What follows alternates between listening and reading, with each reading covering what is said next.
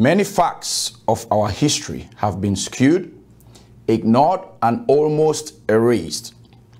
Today, we seek to show why all Cameroonians, regardless of language or ethnicity, need to have a consensus on the urgent need for change in leadership. I am Theodore Ngomba, and these are my thoughts on the Anglophone crisis. As a dark cloud circles over Cameroon, we must take a step back into the corridors of history to get a better understanding of our true identity. The saying goes, if you do not know where you are from, then you probably do not know where you are going. One of the unfortunate outcomes of the Anglophone crisis is that some hotheads have prematurely accused the Francophones of showing disregard towards their nightmare.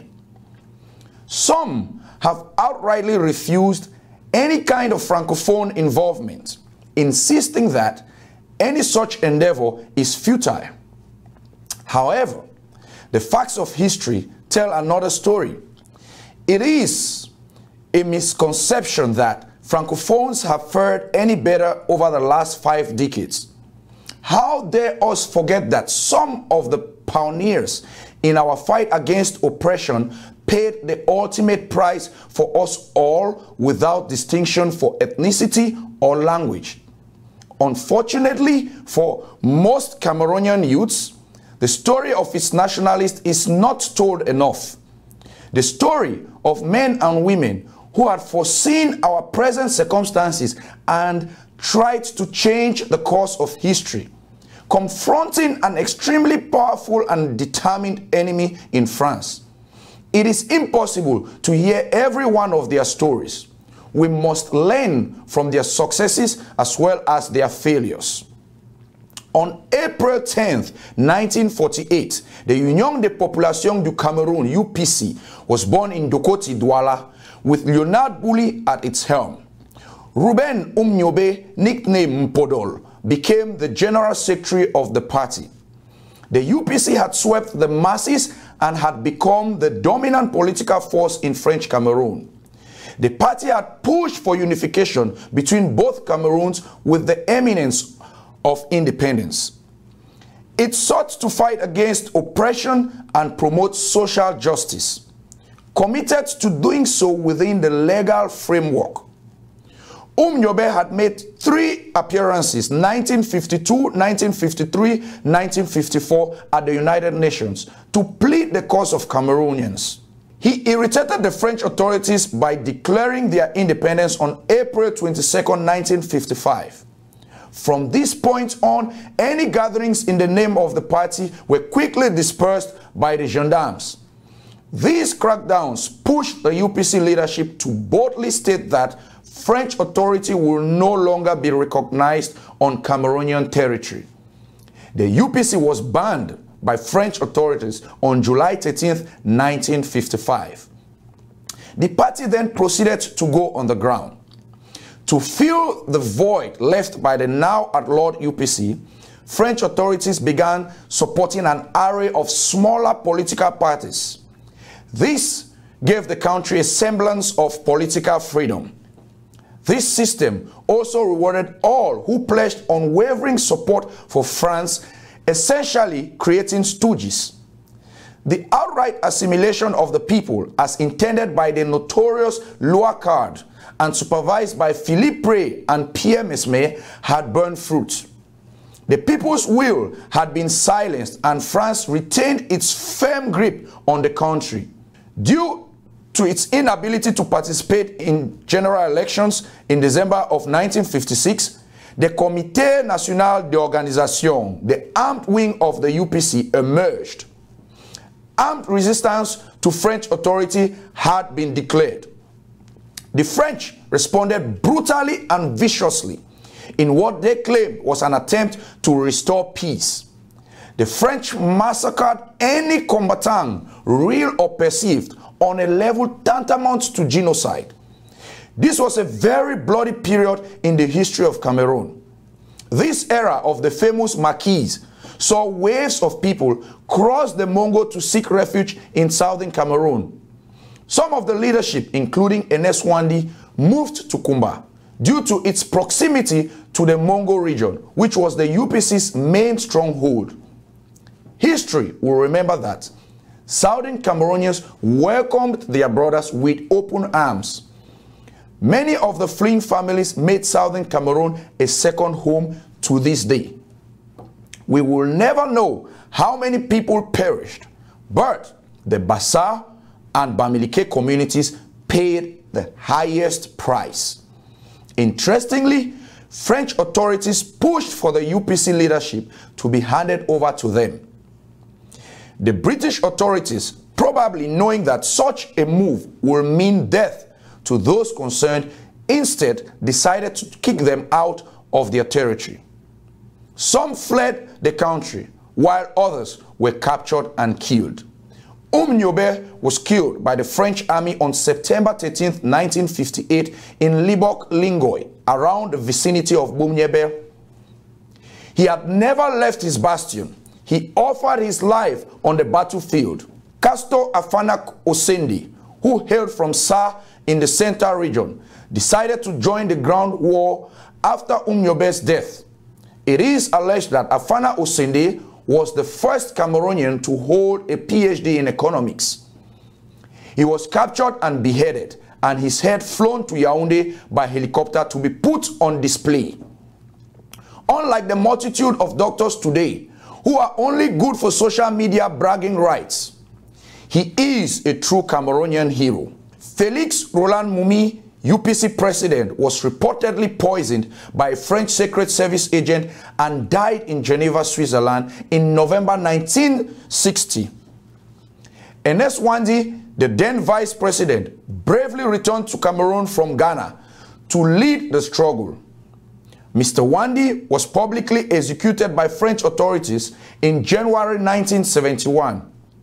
We seized this opportunity to pay tribute to Anglophone Cameroon's eminent freedom fighter, Albert Woma Mukong of Njinikom. Southern Cameroonians must never forget his sacrifices to the fight for our true freedom. The mechanisms to drown popular will and perpetuate oppression had therefore been established and are well and alive today. Why is this brief recap of history important? It is important because there are many parallels to the Anglophone crisis. In both cases, the people asked for their fundamental freedoms to be respected. In both cases, there were declarations of independence. One from within and another from without the country. There was a heavy-handed and harsh response to protesters, which led to death, imprisonment, displacement, rape, maimings, and untold suffering. Just like the British authorities flushed out the UPC leadership out of southern Cameroon to satisfy French demands, the Nigerian government of Muhammadu Buhari handed Julius Ayoktabe and companions to Cameroonian authorities without due process of the law. We do not encourage violence, but we wonder why more gendarmes are being targeted in southern Cameroon. Is it because the gendarmerie, through its ruthless tactics, has become a symbol of repression? In both circumstances, lawyers were greatly involved and emphasized the need and importance of fighting within the legal framework. In both situations, many Cameroonians had to flee their homeland. In both cases, torture was used to scare the masses and force them into submission. Just like the French supported a bunch of smaller parties who sought personal benefit, Mr. Biya is continuing the same practice. The degree of violence is consistent as the extrajudicial killings, decapitations, torture, rape, burning of villages, and other malicious acts which have gone unchecked. Just like entire Bamileke communities were razed to the ground. Today it is Kwakwa, Kembong, and other villages paying the price, clearly. The UPC had the support of the masses, but no ally strong to swing the balance in their favor. This lesson must be taken into account as we grapple with solutions for Cameroon's present headache. The conclusion we make after comparing both situations is that we all have a common enemy. This monster has continued to thrive on the divide and conquer strategy. Had all Cameroonians in the post-independence days joined forces to take their homeland back from France, we probably would have never gotten to this point. Many hands make work lighter, and with the upcoming elections, we see opportunity. As the list of candidates starts to take shape, we view those aspiring for the presidency not in terms of language or ethnicity, but in terms of change. A change that we all deserve. From Mulundu to Misaje, from Abangminko to Konye, from Kuseri to Baturi, from Edea to Buya, from the River Sanaga to the River Bui. It is the resources of both sides of the Mongo that have been mismanaged. All the Bensikines and Bayam Selams who have the academic credentials and work ethic, but no godfathers to get them to Enam or Irik. All the Nangambokos who suffer while politicians build palaces and financial empires. All the Cameroonians who don't have access to clean drinking water, who suffer from endless power cuts, even though their country is energy rich. All the families who have seen their loved ones die from lack of basic health care when the elite get medical evacuations to Western hospitals. We refuse to keep dying in front of Lakentini Hospital. We must come together. Separatist elements should save that fight for later. We all have a bigger cause to fight. We must use the energy we have galvanized to win the first and major battle together. If this suggested format was to fail, then the separatist movement will garner even more support. A family fighting within itself has less chances of fighting outside enemies successfully. We encourage the youths who are the future to take the destiny into their hands now. Otherwise, they will continue to suffer under the yoke of slavery tomorrow. Post-colonial accords between Cameroon and France are hurting all Cameroonians. We are told by Cameroon state media every day how the president has given the citizens this or that gift. What gift? When it is the people's money.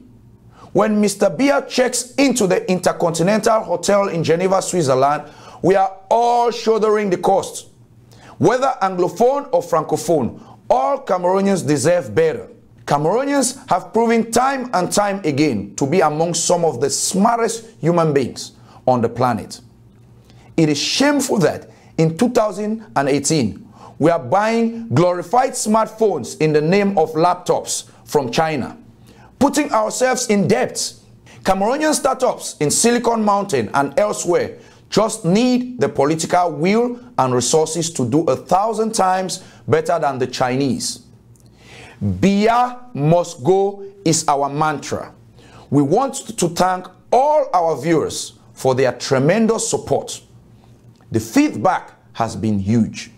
Stay tuned for the way forward as we continue to ponder and seek solutions to redress the situation of our beautiful country. May your day be fair and may the sun shine brightly for you. Thank you.